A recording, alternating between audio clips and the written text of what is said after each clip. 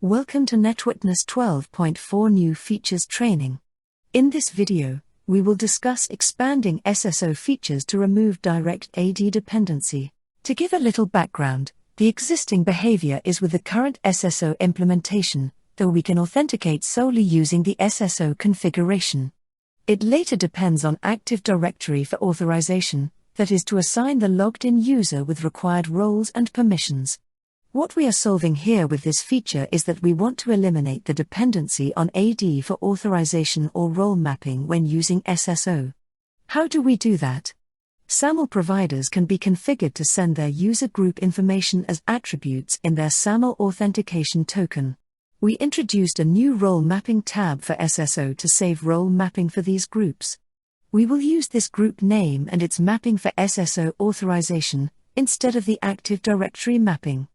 A bonus here is that more SAML providers would have this option, hence, we're opening the scope for configuring NetWitness single sign-on with other SAML providers in the future. Currently, we only support SSO using ADFS SAML provider. So, let's see a demonstration for the new UI fields in the SSO configuration page. The last two, shown on the screen, are the new fields. Let's now go back to what each of them means. When the field, Enable SAML Token-Based SSO Authorization, is selected, it performs authorization for single sign-on using the authorities included in the SAML SSO token, instead of depending on the Active Directory mapping. This is the checkbox to switch from the default AD-based SSO authorization to completely SAML-based authentication and authorization. The second field is the SAML External Group Attribute Name, which specifies the attribute name that holds the external group name in the SAML token, required only when using SAML token-based authorization. The default value for this field is the value shown on this screen. Additionally, based on the SAML provider configuration coming from the AFS, we can update the value of this field to match the attribute name that SAML sends its user group information in. These fields can also be configured from the Explore view of the security server, by navigating to Security, SAML account. The one that maps to enable SAML token-based SSO authorization is User Authority Account Type, which enables a complete SAML-based authorization.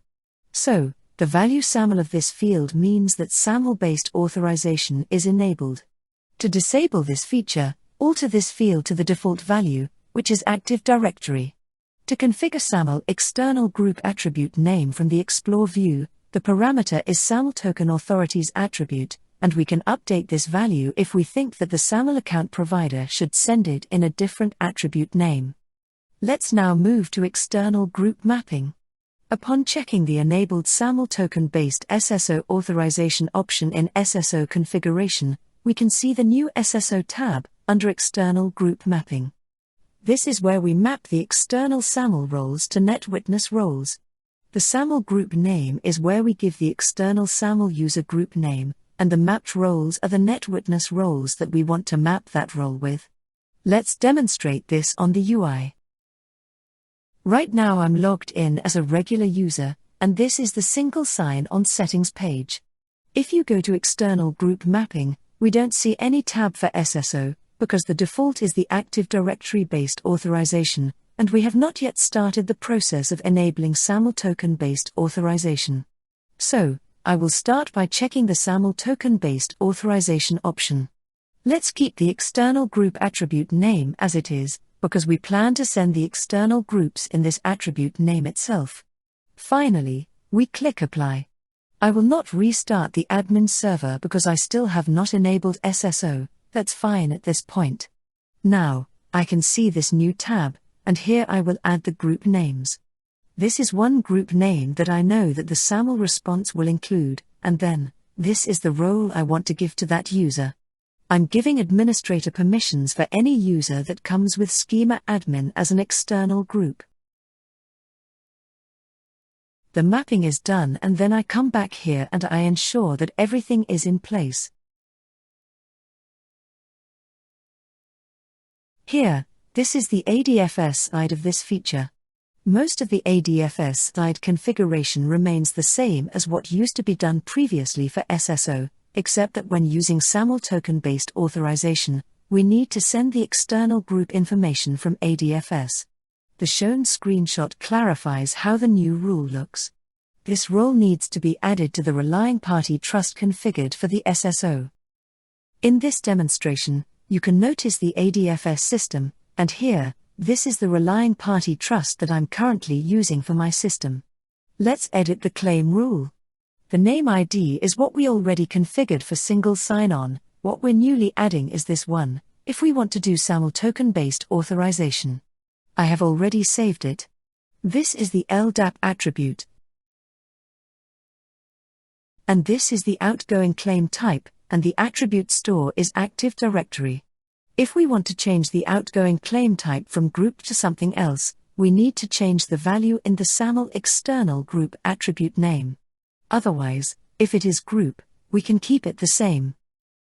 Since I have the ADFS side ready, let's acquire more information on how the SAML response looks, once we configure that on the ADFS side. Along with other data in the SAML response, this is something additional that we receive after the changes that we did in the ADFS. This is an unencrypted and decoded response. We normally won't be able to easily see these values on a working system, but what you would see is the attribute name that has the full name and the group, and all the attribute values. So, these are all the group information that the SAML provider is sending us for that logged-in user. So, since we have a mapping for schema admin to administrator, then we receive a user with this kind of response. What the backend would do is look at the attribute name that we configured, and since the attribute name matches this attribute name, it would look for these groups. It would fetch these groups, and it would look for any mapping available for these groups. And since we have a mapping for this schema group, it will authorize the user with the mapped rule for the schema admin. That's the back-end flow. Now, let's get more information on the attribute values and their formats. In that example we selected token groups unqualified names, and that's how the value looks as just the plain schema admin. If we select token groups qualified by domain name, we would see the domain name followed by the schema admin, which is the group name, and token group qualified by long domain name, we would see the long domain name / the group name. Note that if you are using any of these three different formats, you need to ensure in our SSO role mapping that the format and value match exactly the group value. Let's now move to UI validations in the SSO config page. So, some validations were already there, such as adding new fields and conditions. Still, there are some added UI validations on this page on the SSO config page, and what we do is if any of the preconditions for role mapping are not met, before enabling single sign-on, we prompt the user to ensure that a role mapping is available. The higher level prerequisites are if you're going with SAML-based SSO, then the precondition is that SAML token-based SSO authorization should be checked, which also requires that we have SSO role mapping, because otherwise, if we enable single sign-on and we don't have a role mapping, the user will never be able to get authorized. Then if we are not going with the SAML-based SSO approach, then at least the AD-based SSO conditions should be met, which include unchecking the option, enable SAML token-based SSO authorization, and ensuring that only one AD configuration exists, and that AD configuration has role mapping. Let's demonstrate this on the UI. Here, if I remove the existing group mapping from the external group mapping tab, and the SAML token-based SSO authorization is enabled as shown, then I can't enable SSO.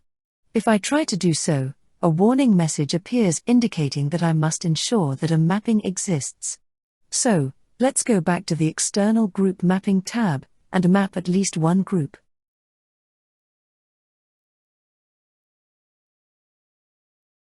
Note that Active Directory mapping is empty. Let's also remove Active Directory configuration to ensure that we only rely on single sign-on for authorization. Now, I can apply the changes, because all the preconditions are met, and also all required changes in ADFS are met. So, we are ready to restart the admin server, and then log in as a single sign-on user. Now that the admin server is successfully restarted, we can log in using single sign-on.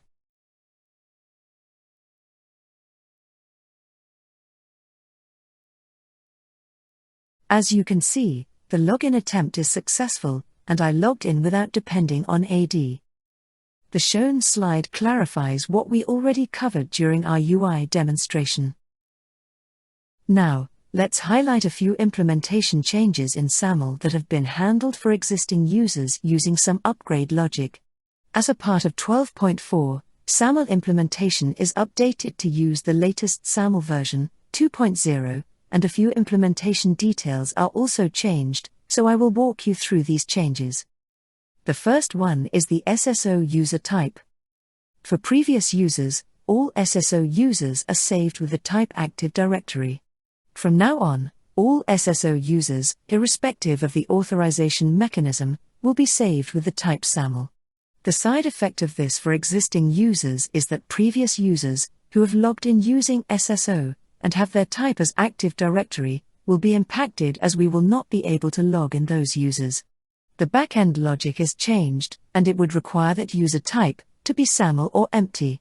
So, to avoid affecting existing users with Active Directory as their type, the solution is, during the upgrade, we set their provider type to unknown, and remove the account provider ID. This will force back into validating the user against all possible providers upon the next login attempt, and will save the right values after the first successful login. That way, there is no hindrance in login for existing users. The other scenario is the SAML provider type.